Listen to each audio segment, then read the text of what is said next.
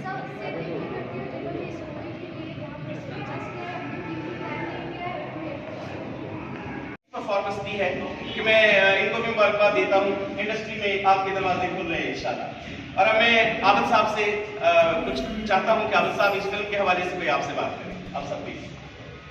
जी अस्सलाम वालेकुम। ये मेरा तो ख्याल है कि इधर सामने आ जाइएगा। नदीम चीमा साहब ने बड़ी अच्छी एफर्ट की है और मोहम्मद राना पीछे कर ले।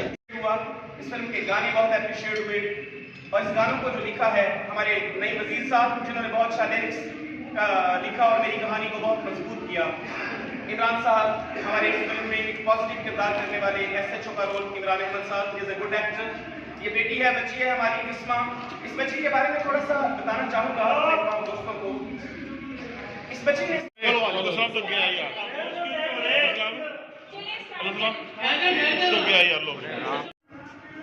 मैं शुक्रिया अदा करता हूँ अपने पाकिस्तान के ये तमाम मोहब्बत मीडिया अफराद का जो आज यहाँ पर तशरीफ लाए।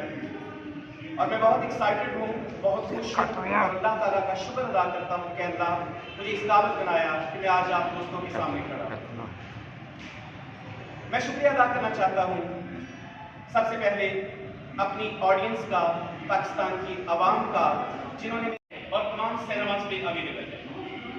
उसके अलावा मैं आज अपनी टीम के साथ, अपनी कास्ट के साथ यहाँ पे खड़ा हूँ और शुक्रिया अदा करना चाहता हूँ मेरे सबसे बड़े मजबूत बाजू जो हैं वो हैं IUTC डिस्ट्रीब्यूशन क्लब, जिन्होंने मुझे सपोर्ट किया और मेरे इस प्रोजेक्ट को पाकिस्तान की आवाम तक और पाकिस्तान के तमाम सिनेमा तक पहुँचाया। और खुशी की बात मेरे लिए ये है कि आज जिस मुकाम पर हम खड़े हैं ये पाकिस्तान का एक नंबर 1 सिनेमा है, जो कि संकट का, लाहौर का एक बेहतरीन सिनेमा है जिसका नाम गुलिस्तान सिनेमा है। और आज इस सिनेमा में सेकंड रन हमारी फिल्म चल रही है। पहला वीक पूरा अल्हम्दुलिल्लाह तीनों के तीनों यहाँ के जो CEO हैं आरिफ खान साहब का। आरिफ खान साहब थैंक यू सो मच, आपने मुझे सपोर्ट किया, पाकिस्तान फिल्म इंडस्ट्री को सपोर्ट किया। अब आता हूं मैं अपनी इंडस्ट्री के उन बड़ों के बारे में कुछ बताने।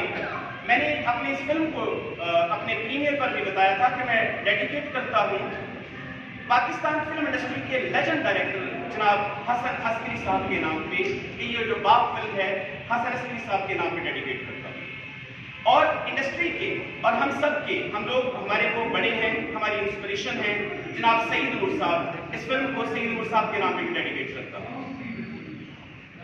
अगर मैं एक शख्सियत का नाम ना लूं तो वो बहुत गलत होगा, जिन्होंने मुझे उंगली पकड़कर इस राह पर उसके साथ दरिंदगी और रेप करता है और मर्डर कर डालता है।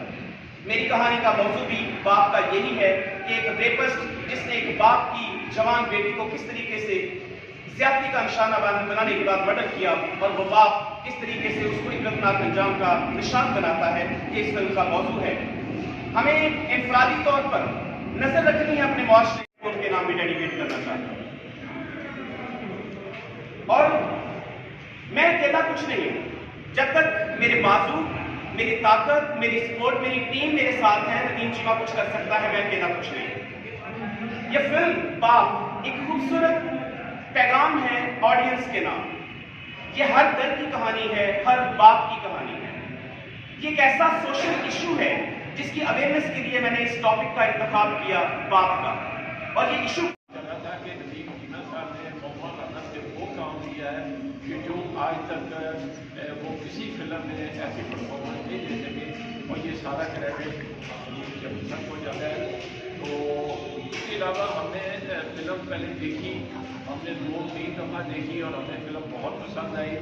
और हमने फिर इसको इस हिसाब से यकीन मानो इतनी पब्लिसिटी, इतनी प्रमोशन हमने कोई 450-500 फिल्में हमारे अदारे में रिलीज़ की हैं। तो लेकिन जितनी जान हमने इसके बच्चे के लिए मारी है, यकीन मानो हमने कोशिश की है कि जितना ज़्यादा से ज़्यादा इसको प्रमोट कर सकें। वो इंशाअल्लाह हमने की है और लोगों को ये पसंद भी आई है। तो इंशाअल्लाह ताला हम उम्मीद करते हैं कि नदीम चीमा साहब के आगे भी 2-3 प्रोजेक्ट आ रहे हैं, तो वो इससे बेहतर करें। तो हमें एक बहुत अच्छा इंडस्ट्री को एक डायरेक्टर मिल गया है जो वो भी इंशाल्लाह 2025 में ही रिलीज होगी IUTC अदारा के साथ ही। मोहम्मद राना साहब के बारे में जो कहा गया है कि वो ड्रंक थे और बहुत ज़्यादा ड्रंक की वजह से मेरे सेट में कभी ऐसा कोई वाकया नहीं हुआ कि वो ड्रंक होकर मेरे सेट पे आए और उन्होंने कोई ऐसी हरकत की हो जिससे मेरी शूटिंग डिस्टर्ब हुई हो या मेरी शूटिंग का स्केड्यूल खराब हो। अभी जो रिसेंटली वाकया हुआ है, अभी इवन ये मेरी फिल्म बाग की शूटिंग के दौरान भी 2-4 दफा ऐसा वाकया हुआ है कि जो उनकी सिचुएशन प्रीमियर शो के दौरान हुई वो मेरे सेट पर भी हुई।